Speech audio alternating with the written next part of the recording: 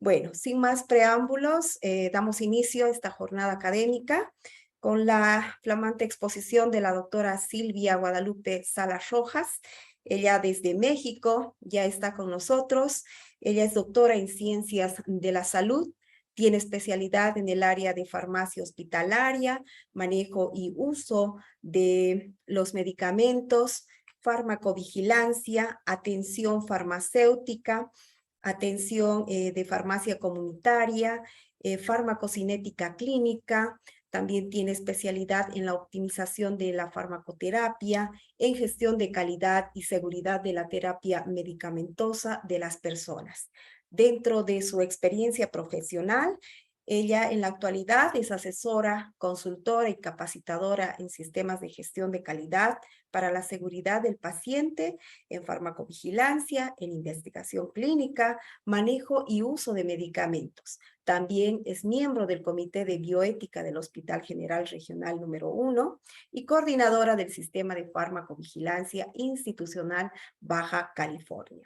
Fue responsable sanitario de la farmacia del Hospital General Regional 1, del Servicio de Farmacovigilancia a Pacientes Ambulatorios, también responsable de educación a pacientes hospitalizados, ambulatorios y familiares, sobre reacciones adversas de los medicamentos o ineficacia terapéutica. La doctora desarrolló 2 buenas prácticas para la seguridad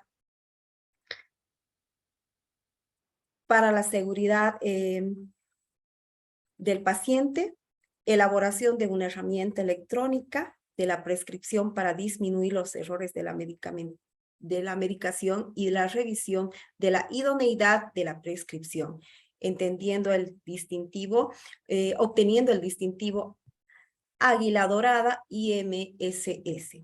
Fue integrante del equipo de calidad y seguridad en paciente y líder del manejo y uso de medicamentos en el Hospital General Regional número 1. Secretaria del Comité de Farmacovigilancia y Comité de Farmacia y Terapéutica, sostuvo la implementación y sistematización de farmacovigilancia intensiva en el servicio de medicina interna, farmacovigilancia pasiva en todas las áreas hospitalarias, implementación del proceso de conciliación, revisión de la idoneidad de la prescripción y sistema de dosis unitaria de medicamentos.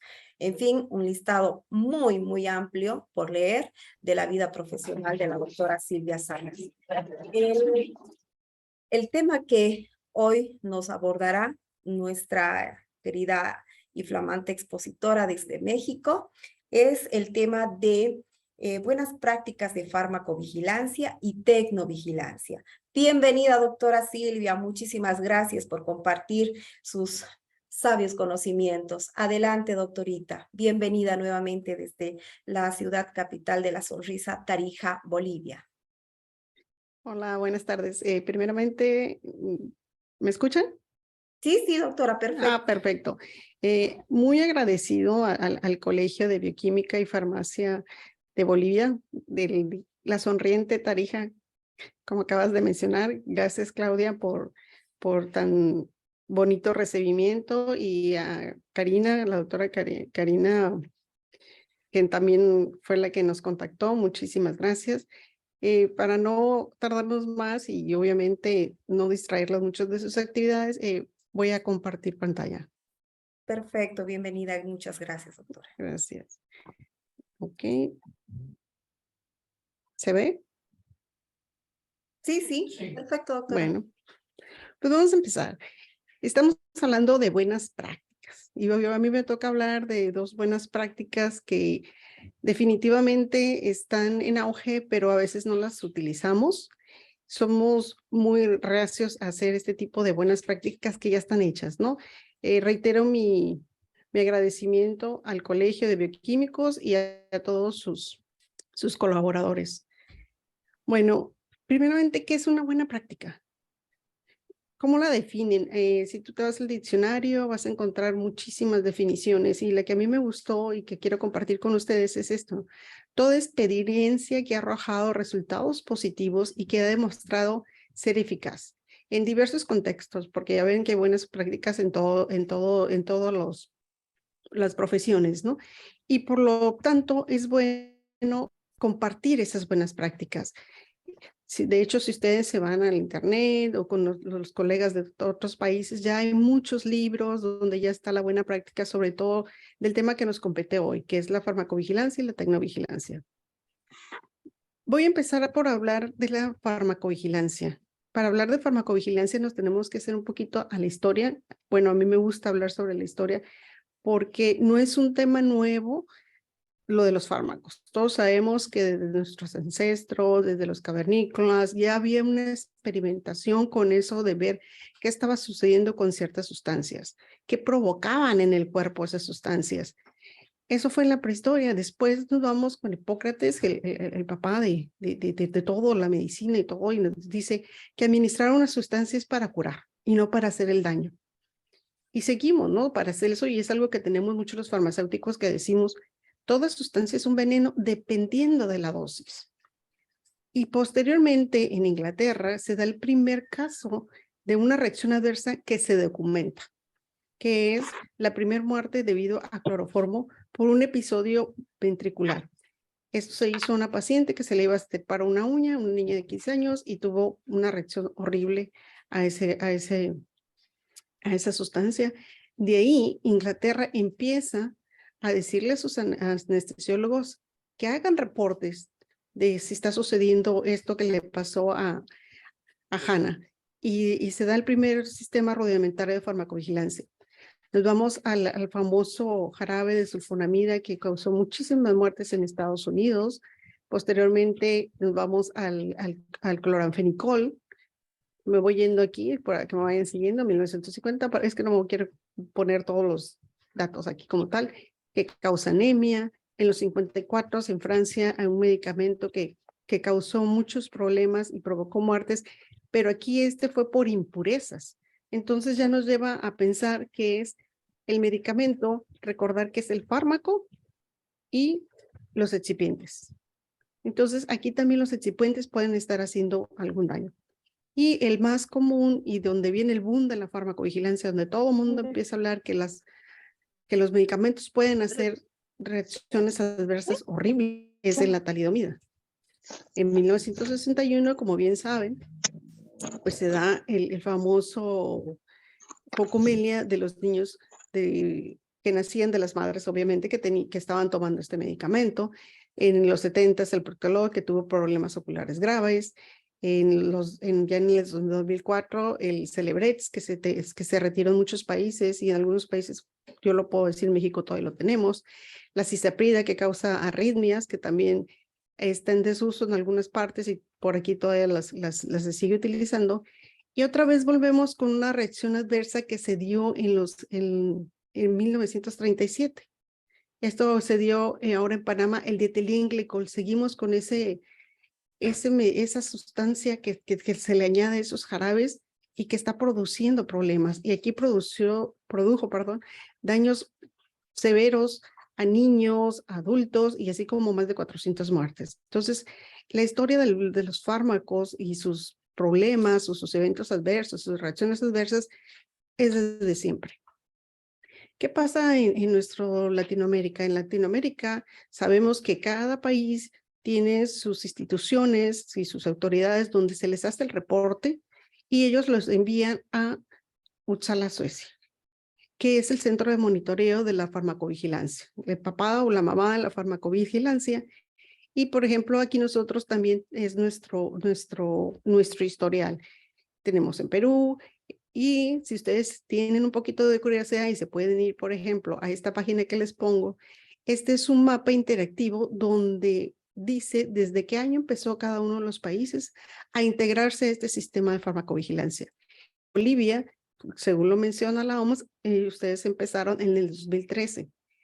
Empezaron con la OMS, pero obviamente me imagino que igual que como todos los países, tiene una historia, ¿no? Que cuando haces tu detección de reacciones adversas, las juntas, y ya cuando ya tienes bastante sustento, es cuando ya te puedes añadir a ese sistema de Uppsala. Bien. Estamos hablando de farmacovigilancia. Entonces, ¿qué hace la farmacovigilancia? Esa buena práctica que queremos hacer todos. Una buena práctica que ya está. Es una buena práctica que nos va a ayudar para prevenir muchos problemas en la salud de nuestros pacientes. Yo la farmacovigilancia y la tecnovigilancia también la llamo como unas herramientas de seguridad para el paciente. Entonces, si partimos de que la farmacovigilancia va a estar detectando las reacciones adversas, pues tenemos que siempre mencionar en cada una de nuestras charlas qué es una reacción adversa. Y qué es, pues, cualquier efecto producido no deseado a dosis profilácticas, diagnósticas, terapéuticas o para una modificación de la función fisiológica. Y se ha empezado a destacar que no nada más la reacción adversa es en el sistema dermatológico, porque antes nada más decíamos, ok, si le va a dar rash, prurito y todo eso, es una reacción adversa. Pero como ya vimos en la historia, las reacciones adversas no nada más es en piel. Son taquicardias a nivel vasculares, nos pueden causar vómito, cansancio, temperatura, diarrea, ansiedad en algunos o viceversa. ¿Qué pasa con los AINES? Pues que nos dan también muchos problemas a nivel gástrico. Y dentro de las reacciones adversas que se van detectando de los fármacos con esas notificaciones que se hacen de esta buena práctica, pues ya entró también la falla terapéutica. La falla terapéutica de un medicamento ya se considera también una reacción adversa. Y además también los defectos de falla o de calidad de los medicamentos ya está entrando como una reacción adversa. Bien, entonces la farmacovigilancia, nuestra primera práctica, se va a encargar de detectar, de evaluar y prevenir todas las reacciones adversas y todos los otros problemas relacionados con los medicamentos. También la EMA, igual que muchos países, le agregan a la farmacovigilancia el seguimiento de las vacunas. En general, esta es nuestra normatividad. Nosotros tenemos ya, como les acabo de mencionar, entramos en 1995 en Sala y de ahí hemos partido haciendo varias leyes, así como lo han hecho en cada uno de sus países. Nosotros ahorita nos regimos por una NOM, que es la NOM 220 del 2018, y también tenemos un suplemento de farmacopea donde nos dice que tenemos que hacer esa buena práctica tanto de farmacovigilancia como de tecnovigilancia y las guías que nos marcan nuestras autoridades. Bien, la notificación de las reacciones adversas y de los errores de medicación que también están dentro de esta buena práctica de la farmacovigilancia, cada país lo hace con diferentes formatos. Empezamos por lo regular en Inglaterra, que es el formato, la Yellow Card o el formato amarillo, y en muchos países hemos adoptado hasta el colorcito. ¿Por qué? Porque nos llama la atención de que íbamos a poder reportar. Este es el de nosotros, este es el de España, y por aquí, espero no haberme equivocado, este es el de Bolivia, y Bolivia ya vi que tiene ustedes también formatos de diferentes colores, también dependiendo de lo que vayas a reportar. Y eso es bueno, porque es más fácil para el reportante ir sobre un formatito. El formato amarillo es el de la sospecha de reacciones adversas. Esta buena práctica, ¿por qué nos ayuda? Porque sabemos que como pacientes hay una variabilidad. A lo mejor ya tenemos estipulados en las buenas prácticas de clínicas qué tanta dosificación le vas a dar de fármaco a una determinada población. Pero muchas veces los estudios que hacen las farmacéuticas no lo hacen a un público general o a un determinado grupo de pacientes. Por ejemplo, la mayoría mejor son anglosajones y nosotros somos de otra genética diferente, ¿no? Entonces, es muy importante. ¿Por qué? Porque obviamente no vamos a tener el mismo volumen de distribución, no somos iguales los altos, los bajitos, los gorditos, los flaquitos. La distribución de ese medicamento no va a ser igual. ¿Qué pasa con los pacientes con desnutrición? Que tienen que tener, que la mayoría de los fármacos, muchas veces los fármacos antibióticos, antifúngicos que se le dan a los pacientes, sobre todo los pacientes hospitalizados, son una proteína. Y son pacientes que por lo regular tienen las proteínas bajas porque están desnutridos. Entonces, de ahí nos sirve la farmacovigilancia. También, pues obviamente, por la etnia o la genética, que aquí entraría muchísimo también la farmacogenética, porque nos va a actuar diferente. Nosotros tuvimos, siempre los pongo porque son pacientes que nos llamaron mucho la atención y que nos dieron Eh, Nos tuvieron en jaque, por así decirlo, como decimos acá, porque no dábamos cómo estarlos ayudando por la genética que ellos tenían y era un desconocimiento. También para eso te sirve esta buena práctica, para ir conociendo a tu población, y si tienes población inmigrante, como nosotros ahorita aquí en esta ciudad que tenemos latinos, ahora sí tenemos de Haití, tenemos de Jamaica, tenemos muchos muchas personas que vienen de otros países y que realmente el fármaco no les va a hacer la misma efectividad que nosotros estamos probando. Y en este caso también nosotros aquí de Tijuana, que viene mucha gente queriendo cruzar hacia Estados Unidos, también ahorita tenemos de Asia y tenemos de Turquía. Y si se nos dificulta porque el medicamento es diferente y también vayamos ahí el idioma.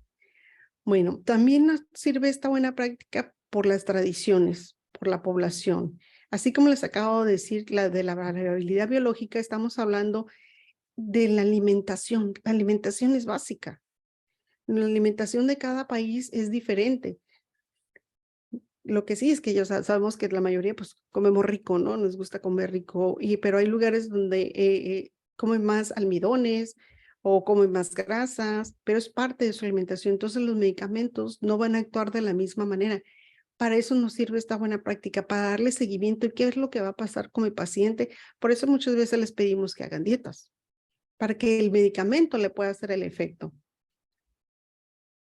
¿Qué nos ayuda también esta buena práctica? A detectar que la gente toma suplementos.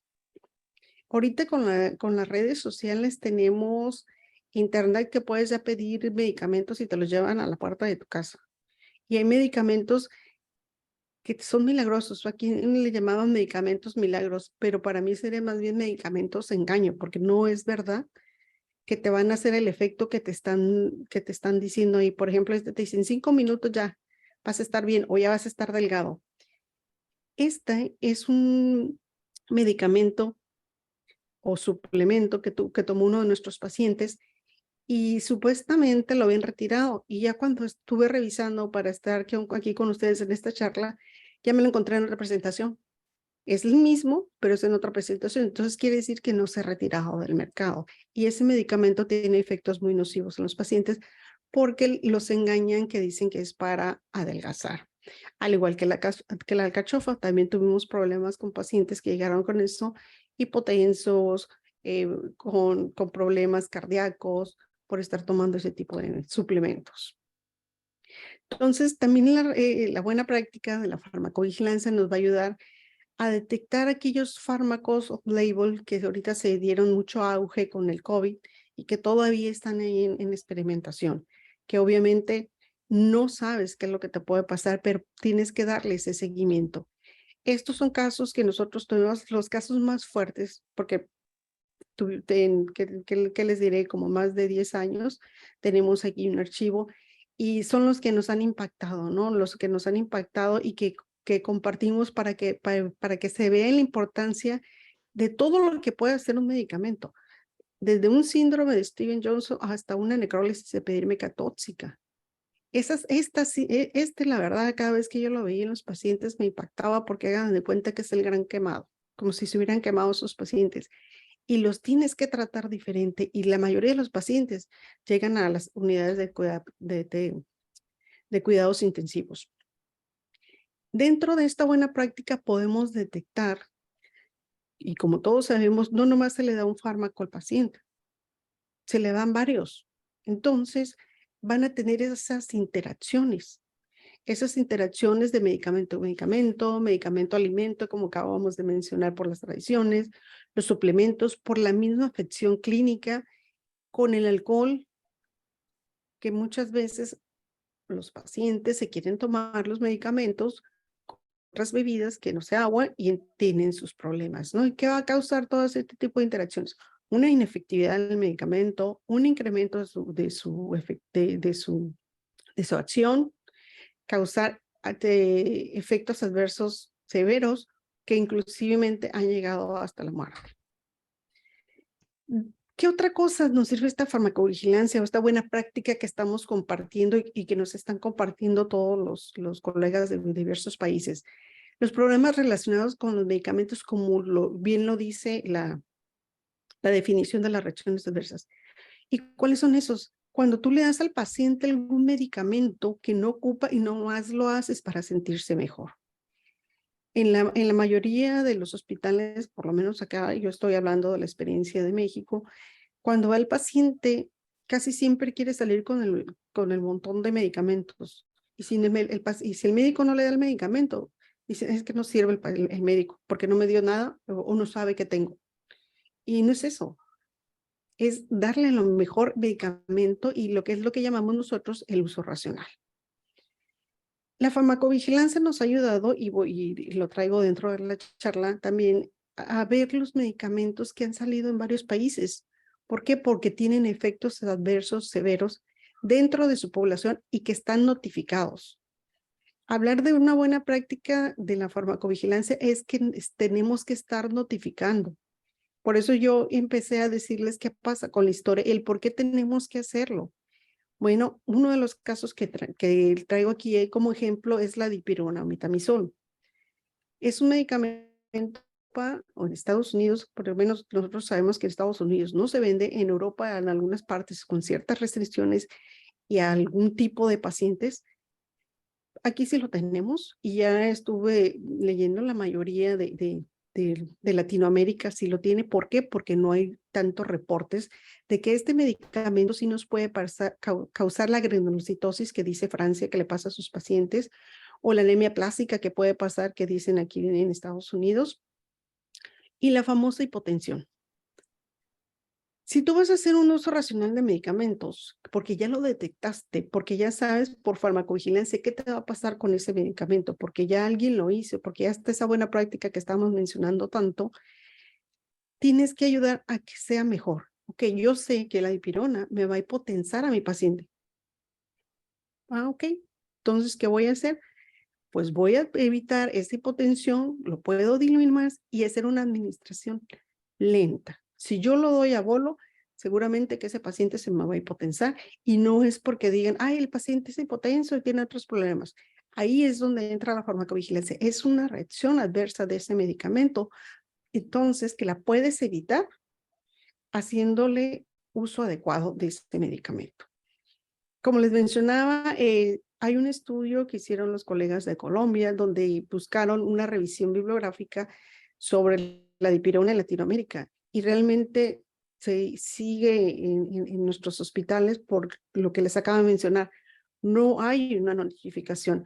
Nosotros hemos dicho aquí a las autoridades que por qué no sale y lo mismo nos han dicho. Es que aquí en México no hay muchas notificaciones de estos efectos tan graves que tiene la dipirona, entonces no le puedo dar seguimiento. Pero lo que yo se les puedo decir por experiencia, que hemos tenido pacientes, tuvimos 2 pacientes, a lo mejor no son muchos, pero que sí tuvieron problemas hematológicos con la dipirona. Y lo fuimos evaluando tanto clínicamente con los laboratorios, y al momento que le dijimos al doctor que suspendiera ese medicamento, el paciente mejoró. Los pacientes estaban cayendo en hemoglobinas, iban perdiendo por lo menos 1 gramo por día cada vez que se le administraba ese medicamento. Se suspendió y no hubo necesidad de que el paciente lo tuvieran que estar transfundiendo, porque luego lo puedes confundir porque el paciente está anémico, ¿no? De las buenas prácticas que nos ayuda, como ya las acabo de mencionar, pues en la polifarmacia, sobre todo en nuestros adultos mayores. Cuando nosotros nos hacemos esta buena práctica de farmacovigilancia en nuestros hospitales, ¿a qué nos ayuda? A detectar la RAM de nuestros pacientes, de nuestra población que tenemos ahí cautiva, que ya sabemos. Lo podemos hacer de manera ambulatoria, digo, espontánea, o tener la farmacovigilancia intensiva, que es la que da más resultados. ¿Por qué? Porque el farmacéutico es el que va a diario a averiguar, a investigar, y vas conociendo a tus pacientes y sabes qué es lo que le puede suceder, y te vas a dar a conocer, porque los médicos te ven y ya dicen, oye, ¿sabes qué? El paciente fulanito de tal, de la cama 385, creo que tiene una reacción adversa, ve y revísalo. Cuando el médico te dice eso, es porque ya está creyendo en ti y porque ya vio los resultados que tú le das al hospital y sobre todo a los pacientes. Entonces, también te ayuda a la incidencia de reacciones adversas que tienes en tu hospital. Los factores de riesgo. Esto que yo les estoy presentando en esta diapositiva es del estudio que nosotros hicimos de farmacovigilancia intensiva en el servicio de medicina interna. Y esto fue lo que nos arrojó. Los pacientes con riesgo eran los de mayor edad, con regímenes de farmacológicos múltiples, polifarmacia, como ya lo sabemos, pacientes que tenían comorbilidades, diabetes mellitus, hipertensión, insuficiencia renal crónica. Esto nos ayudó a que cada vez que entraba uno de estos pacientes con estas características, les dábamos un seguimiento puntual. Por eso es una buena práctica y por eso es la herramienta que yo les estoy comentando. Pudimos detectar el tipo de reacciones, las más comunes son las tipo A, las aumentadas. También tuvimos bizarras, como son las del síndrome de Steven-Johnson que les mencioné, o el síndrome de Leigh, principalmente provocadas por antibióticos, los AINES y los anticonvulsivos, el tipo de causalidad y la severidad de mi población. Entonces, para esto nos sirve esta buena práctica. Puedo yo ver qué está pasando.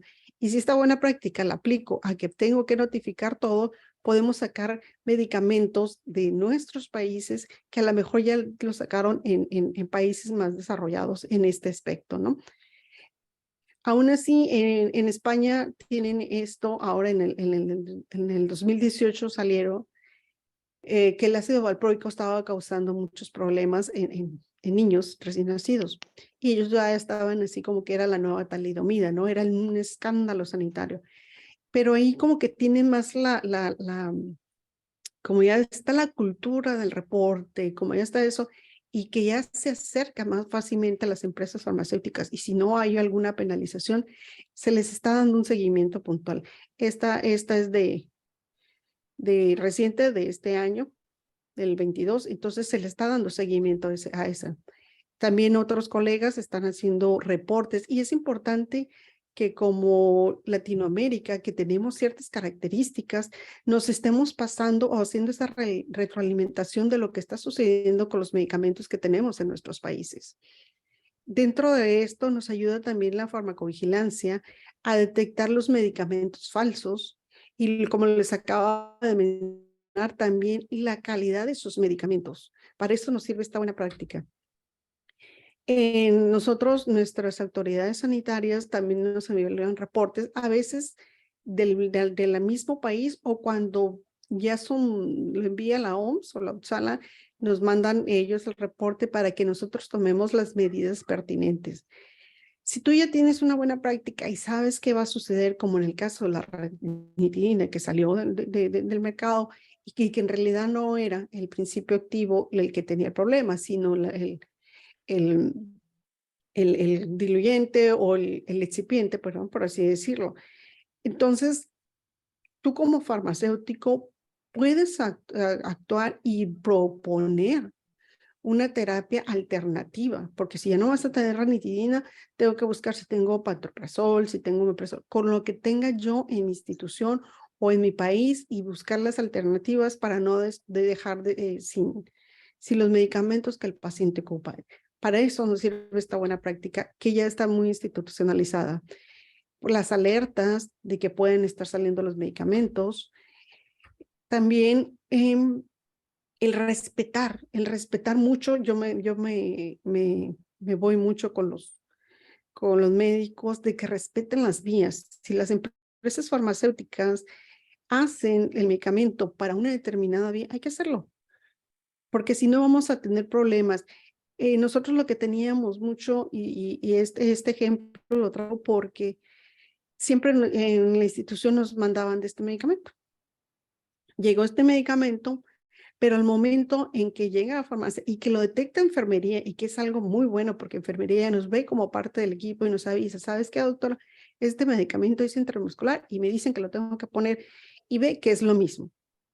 Al momento de revisarlo, obviamente no es lo mismo porque como lo va a hacer intramuscular, ya trae otro diluyente que es la lidocaína, y nos pusimos a ver, y la cetresona no es la misma cetresona sódica, sino es otro tipo de cetresona. Está hidratada, no sé qué tanto show.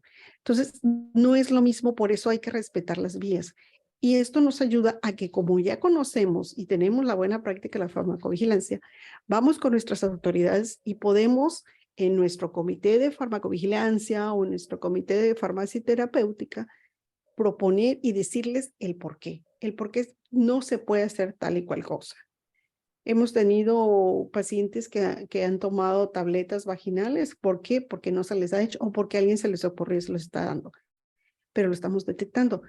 Algo muy importante que quiero hacer aquí énfasis es que si estás haciendo farmacovigilancia es actuar. No nomás es de llenarme de reportes y reportes. Esta buena práctica es para actuar. Para que si yo ya estoy detectando este tipo de detalles que yo les estoy mencionando o este tipo de riesgos, más bien, tengo que actuar. Y lo puedo hacer porque tengo las bases para poderlo hacer. ¿Qué hago? Por ejemplo, en estos casos que nos llegan, muchas veces nos tenemos que adaptar a lo que nos llega, sobre todo cuando estamos en instituciones públicas, que nos llega una nasoparina que ni siquiera se ve. Volvemos a la calidad de los medicamentos, que ya es una reacción adversa.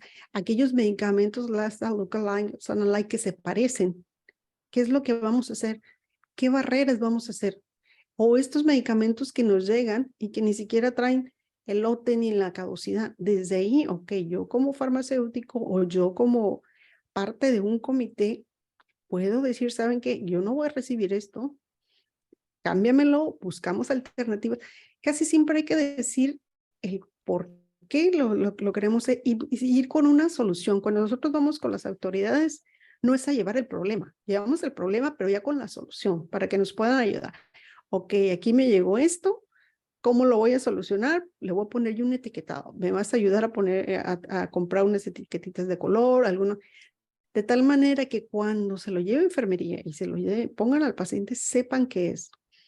Lo mismo con estos medicamentos, los identifico, les pongo un sticker, los acomodo, los separo, algo le tengo que hacer. ¿Por qué? Porque yo sé que me van a causar algún daño a la hora de que yo lo voy a administrar, porque me puedo confundir desde el momento en que lo voy a dispensar, desde el momento en que lo surto, desde el momento que lo administro, y el paciente ya le hizo un daño.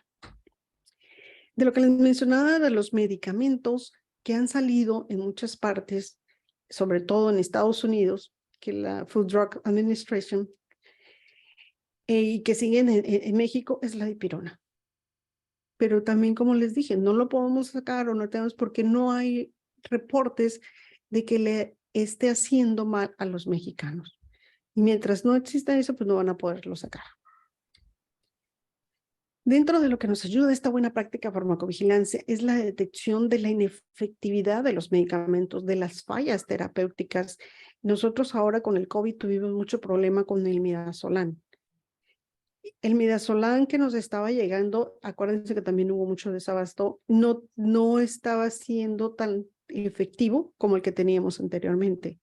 Se le tenía que dar al paciente y sobre todo que acuérdense los pacientes con COVID que se llevaba mucho midazolam, se le tenía que dar una dosis extra o 3 veces más. Entonces, no le estaba haciendo el efecto, estaba gastando más en la institución, porque realmente lo que comprabas de una caja tenías que comprar hasta 3 cajas para poder subsanar este problema. ¿Y qué fue lo que hicimos? Hacer el reporte, tratar de buscar otro proveedor, y aquí nosotros dentro de la institución pues teníamos cómo hacer el reporte, y los mismos médicos nos empezaron a ayudar, sobre todo las intensivas, porque donde más les pegaba. A este medicamento le llamaban aguas, porque realmente no estaba haciendo el efecto, ¿no? Y otro que se dio mucho ahora con el COVID, pues son los medicamentos for label, los fuera de uso, que es donde esta buena práctica de farmacovigilancia tendría que tener todavía mayor auge, porque le tienes que dar seguimiento a aquellos medicamentos que de alguna manera, por la desesperación de curar a los pacientes, empezaron a dar, ok, se lo diste, le diste tacilizumab, le diste un montón de inmunológicos. ¿Qué pasó con ese paciente? ¿Quién le dio seguimiento? Si ya tienes esta buena práctica, si ya la puedes usar, hay que utilizarla en realidad. Este ejemplo que les traigo realmente es como de tacha, como decimos nosotros, por eso le pongo aquí. Estamos hablando de 0 errores. Tenemos una farmacovigilancia que activa, que se hace en todos los países, y no sé si ustedes vieron esta noticia que fue ahora en octubre, en junio, de que murieron niños en Gambia, en África, porque por un jarabe que tenía dietilenglicol. Llevan tres eventos dentro de la historia por el dietilenglicol. Entonces, ¿qué está pasando? No, de nada nos sirve que estemos diciendo que estamos haciendo reportes y reportes si estamos permitiendo que sigan saliendo este tipo de jarabes que son para la tos y para gripe, lo utilizan y todo. ¿Y qué fue lo que hicieron? ¿Qué encontraron cuando hicieron el rastreo? Acuérdense que en los excipientes hay un mínimo permitido, pues cuando hicieron el rastreo de esto confirmaron que no tenían las cantidades aceptables del dietilenglicol y del etilenglicol. Por eso causó ese problema.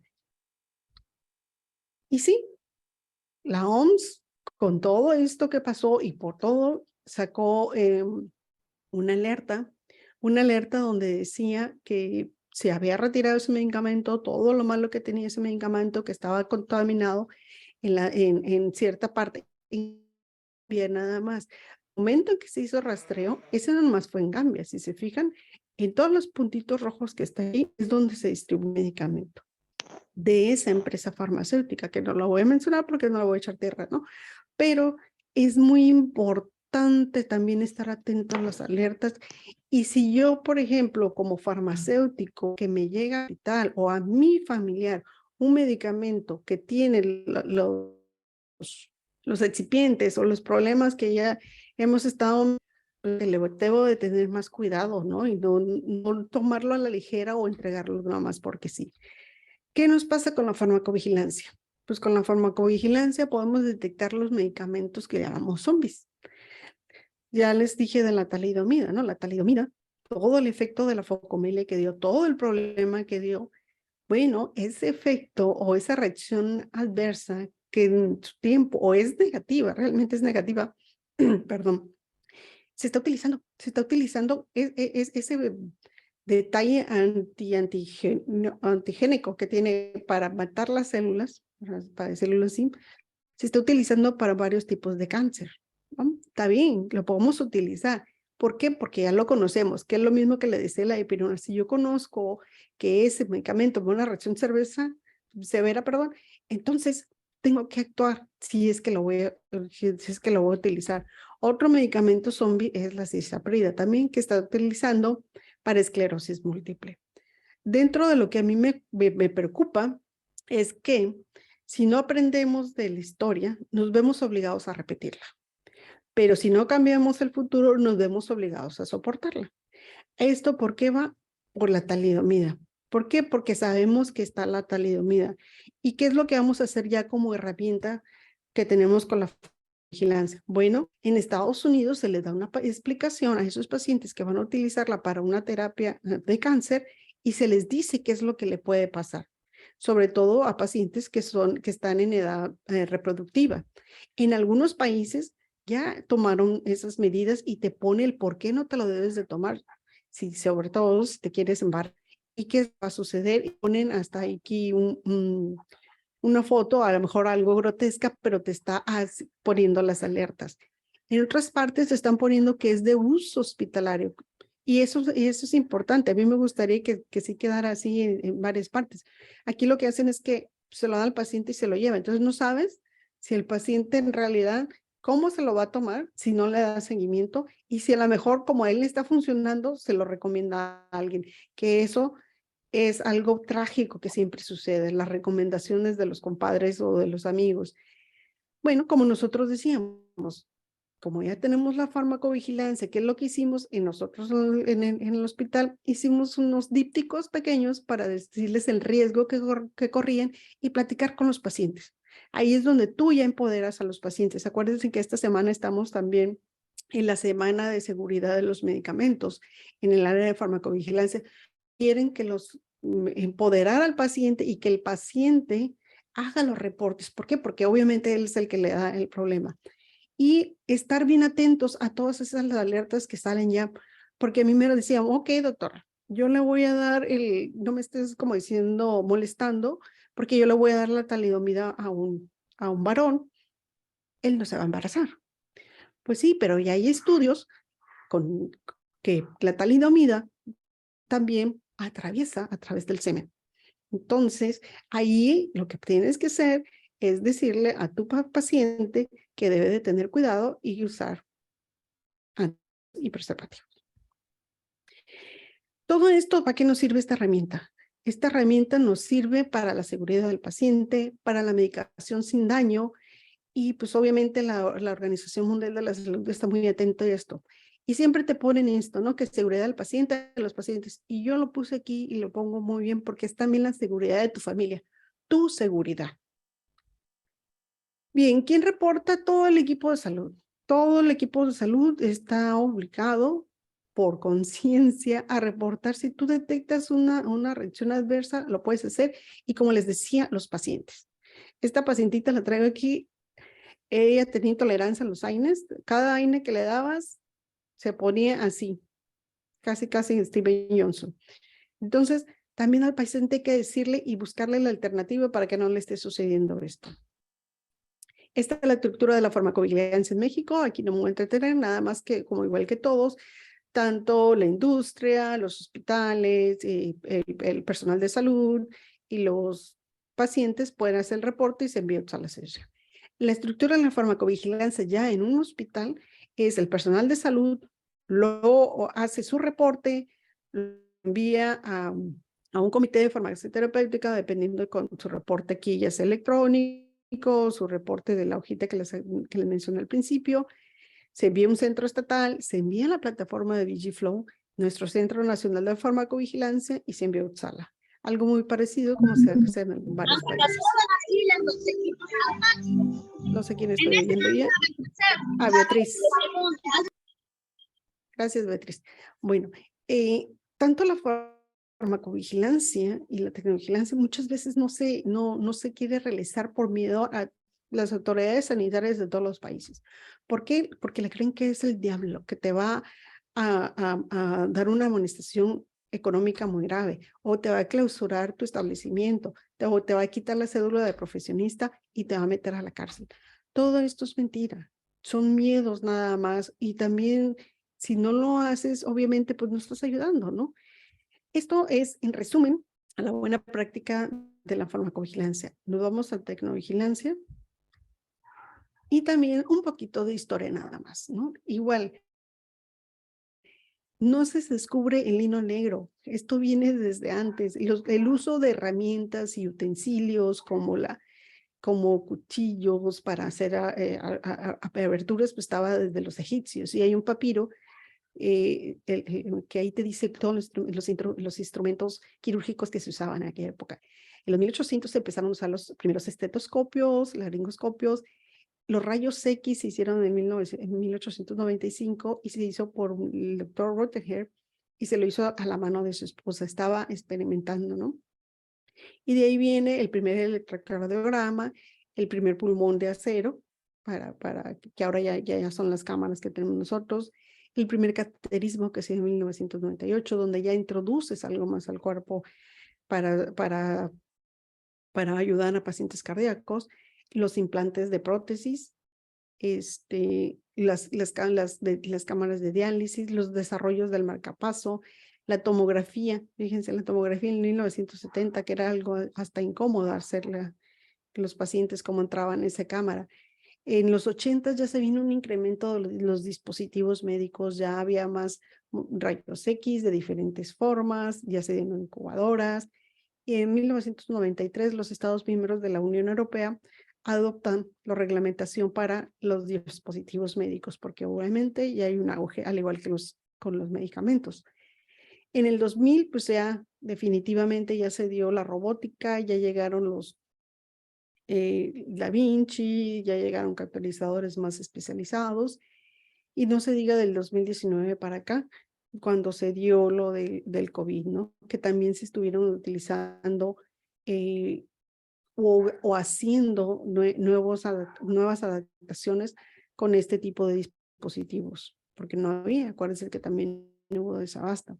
Entonces la farmacovigilancia se encarga de verificar, evaluar, clasificar y de detectar los factores de riesgo de los dispositivos médicos. Dentro de los dispositivos médicos es lo que les dije ahorita rápidamente en la historia, ¿no? Todo equipo médico. toda sustancia material o aparato o instrumento que se emplea para monitoreo o prevención de la enfermedad y que es utilizado para corregir o hacer un reemplazo, modificación de la anatomía o de los procesos fisiológicos humanos. Y estos son las prótesis también, los agentes diagnósticos que se utilizan en los laboratorios, los insumos que se utilizan en pacientes de odontología, los bisturís, materiales quirúrgicos de corrección y los productos higiénicos. Entonces, dentro de lo que es la tecnovigilancia, es todo lo que le puede llegar al paciente, desde los catéteres, desde el electrocardiograma, las incubadoras, las camas, un mal enchufe aquí que puede dañar al paciente, etcétera, etcétera. Entonces, todo lo que entra dentro del cuerpo, que es externo por un dispositivo, eso es lo que estudia la buena práctica de la tecnovigilancia. Y no se diga ahorita, ¿no? Allá hay varios tipos de dispositivos médicos cada vez más sofisticados. Dentro de los trabajos que se han hecho en Latinoamérica, si la farmacovigilancia está un poco rezagada, que ya vamos más en auge, la tecnovigilancia realmente no hay mucho de dónde cortar, no hay de dónde están los reportes de esos eventos adversos de los dispositivos médicos.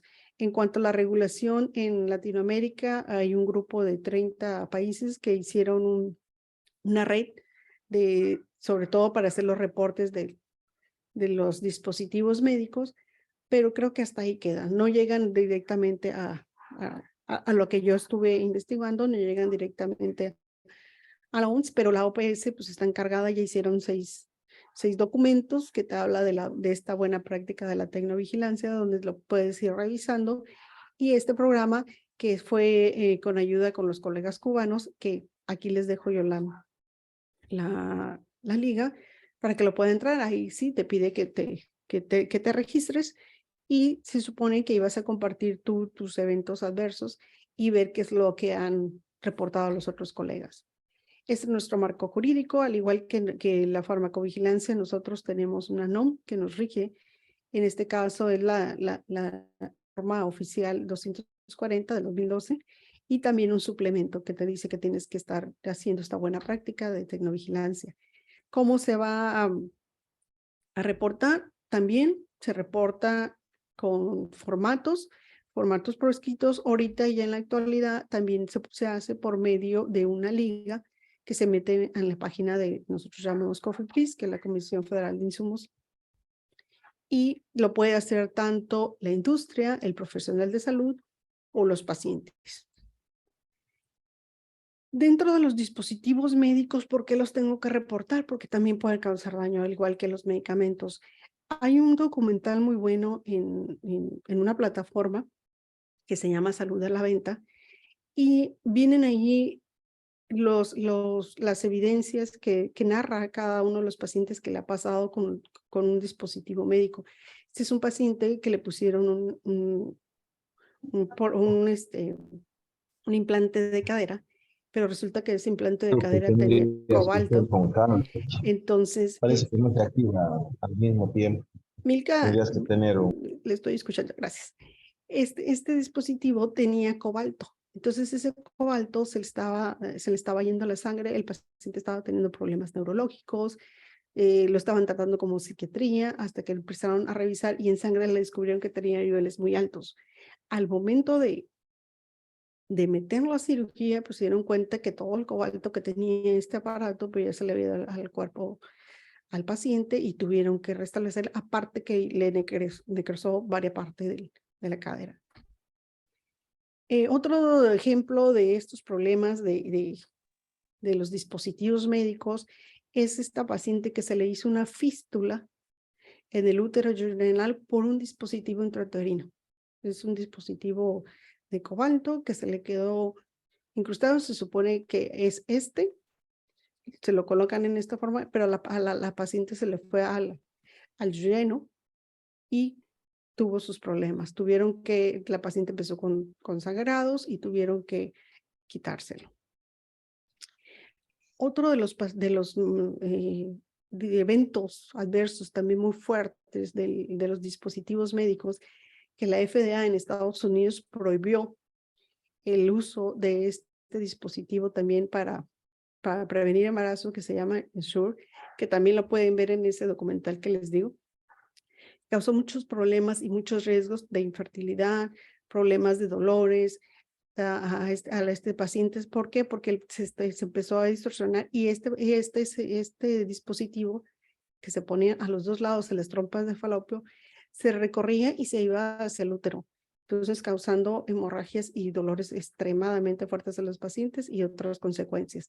De hecho, hubo demandas contra la empresa, pero ahorita está restringido.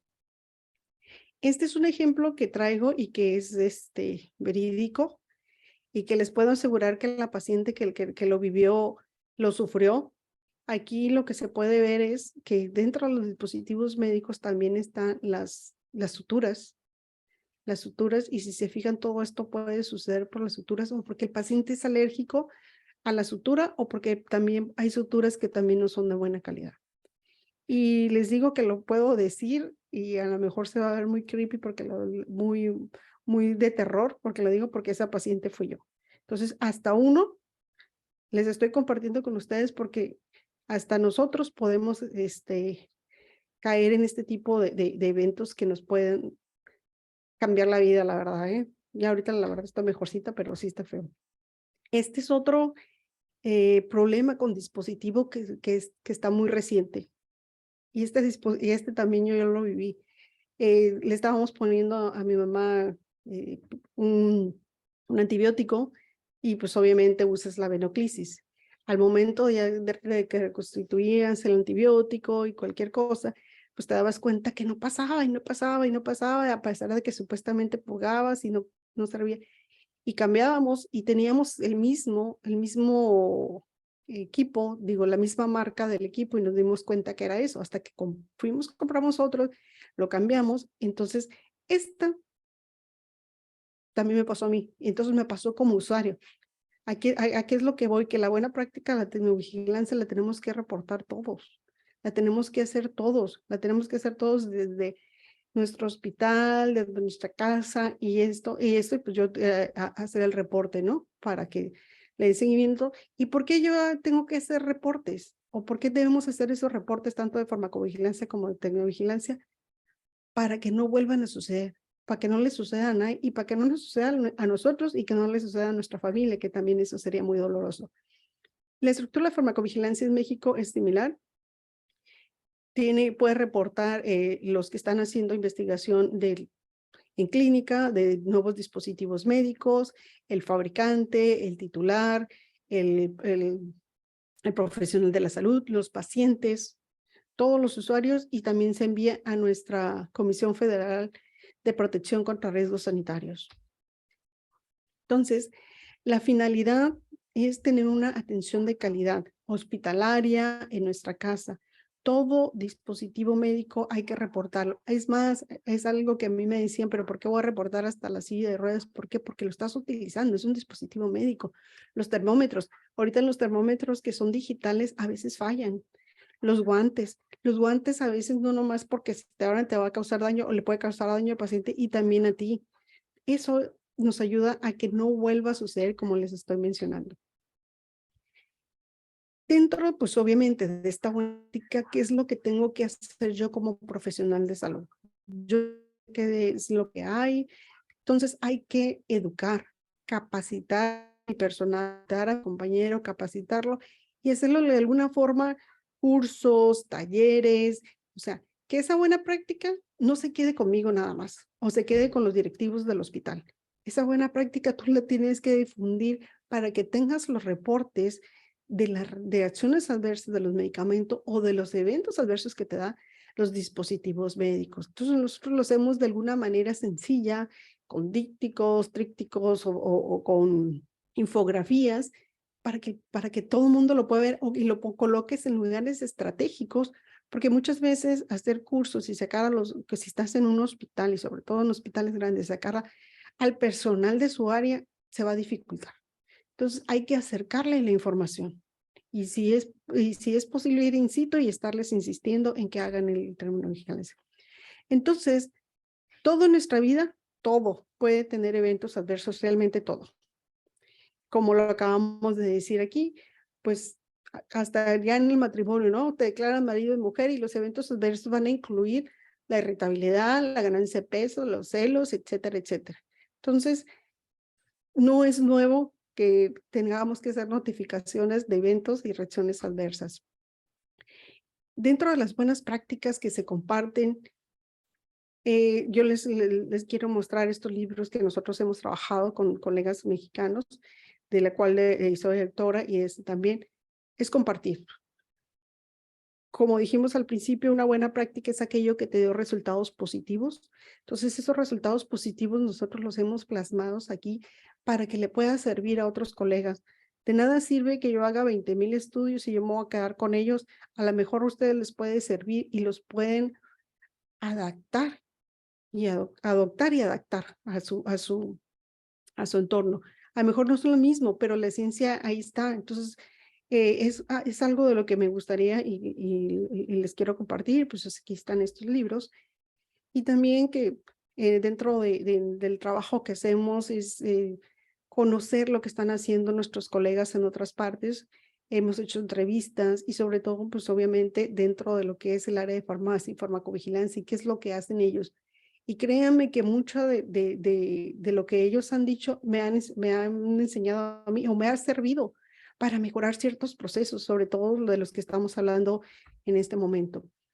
Y termino mi charla, no sé si me pasé o algo, me dijeron cierto tiempo, si no yo me puedo seguir, pero bueno, termino mi plática aquí mandándoles un hermoso saludo desde mi querida Tijuana, donde aquí nosotros decimos empieza la patria mexicana, pero también les puedo decir que aquí empieza Latinoamérica, porque nosotros estamos exactamente aquí, en este punto. Aquí está Tijuana, ustedes están por acá, y esta es mi querida Tijuana, y acá es Estados Unidos. Pues les agradezco su atención, y ahí están mis correos para cualquier cosa, y aquí estamos para servirle. Gracias.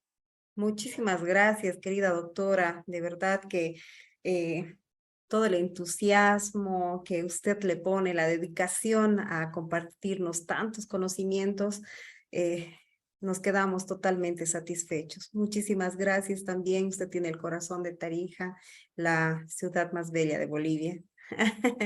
¿No?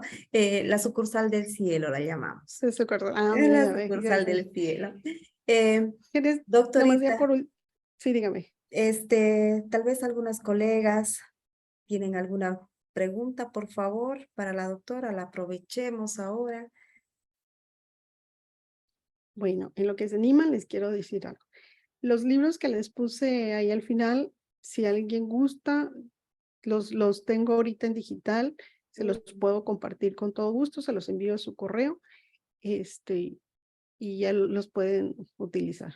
Perfecto, doctora, tal vez enviarnos al correo mío de Karina y nosotros poder Pues también. compartir en el grupo que tenemos con todos los participantes. Muchísimas gracias, más bien, Me por parece su pero regalo. Muchísimas gracias, de verdad, por todo su conocimiento, ¿no? Están escribiendo al chat, mucha gente que les interesa los libros. bueno. Igual, sí te los voy a enviar a ti. Excelente. Ujú. Y si alguien tiene alguna duda de otra situación, ahí les dejo mi correo. Los libros los voy a hacer llegar por parte de Claudia y Karina, y las dudas que tengan, ahí está mi correo. Perfecto, doctora. Varios mensajes de agradecimientos y felicitaciones por su excelente exposición, doctora. Preguntas, colegas, aprovechemos a la doctorita. Al parecer ha estado bastante O claro. no se entendió. Ese es de dos No. cosas.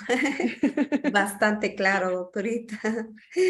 Excelente ponencia, doctora. Sí, muchísimas gracias. Felicitaciones para usted, los Gracias, chats Amanda. del grupo. Bueno. Creo que no hay Ya ves que esta preguntas. plática daba para más, pero teníamos un tiempo y creo que el objetivo se cumplió, Claudia, ¿no? Exacto, perfecto, Ah, claro que sí, doctora. Mil gracias. Entonces, nuevamente, la verdad se lleva todo el corazón de todos los colegas farmacéuticos que estamos participando de esta jornada. Entonces, muy agradecidos de todos y cada uno de los miembros de la directiva del Colegio de Bioquímica y Farmacia de Tarija también, como así también muchas gracias a todos los que están participando, los que se están dedicando por lo menos a darle un tiempito, ¿no? A nuestra vida profesional. sí. Son muchos los conocimientos que usted nos ha entregado esta noche. Tenga por seguro de que va a ser un pilar fundamental para que también nosotros vayamos nutriendo en el desarrollo de nuestro trabajo y bueno, dedicando todo el amor, la paciencia, la empatía y los conocimientos con los que realmente nos necesitan, que son nuestros pacientes, ¿no? Doctora querida, ojalá que esta no sea la primera ni la última vez que la tengamos con nosotros, sobre todo en Tarija. Seguramente también ya aquí hay bastantes colegas del interior del país, forman parte la gente de Sucre, tenemos gente de La Paz, colegas de Santa Cruz, colegas de Oruro, colegas de varios departamentos de Bolivia, ¿no? Y sobre todo nuestra gente del departamento de Tarija, con seguridad también ya la van a estar solicitando de que nos siga compartiendo todos sus conocimientos y mucho más ahora con la entrega de tanta información hermosa en sus Sí. libros. Entonces, complacidos realmente. Muchas, Bueno, muchas gracias, doctora querida. bueno, Muchísimas Claudia, gracias. pues yo me despido, ya saben, desde acá del Almuerzo Tijuana, cuando quieran.